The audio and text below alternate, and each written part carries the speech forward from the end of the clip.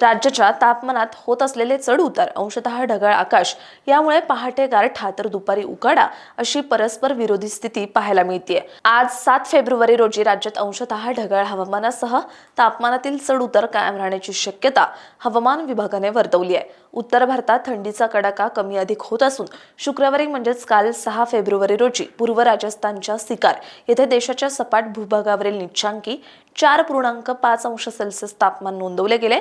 सकाळी 8:30 वाजेपर्यंतच्या 24 तासांमध्ये कर्नाटकच्या कारवार येथे देशातील उच्चांकी 37.4 अंश सेल्सिअस तापमानाची नोंद झाली।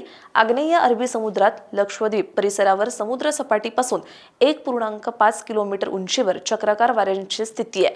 शुक्रवारी म्हणजेच काल 6 फेब्रुवारी रोजी निफाड येथील गहू संशोधन केंद्रात राज्यातील निचांकी 10.8 अंश सेल्सिअस तापमान नोंदवले गेले। कोकणातील भिरा येथे राज्यातील उच्चांकी 37 अंश सेल्सिअस तापमानाची नोंद झाली। राज्यात पहाटे गारठा जाणवत असून दिवसभर अंशतः ढगाळ हवामान असल्याने उकाडा कायम आहे। आज 7 फेब्रुवारी रोजी राज्यात ढगाळ हवामानासह किमान तापमानातील चढ-उतार कायम राहण्याची शक्यता हवामान विभागाने वर्तवली आहे।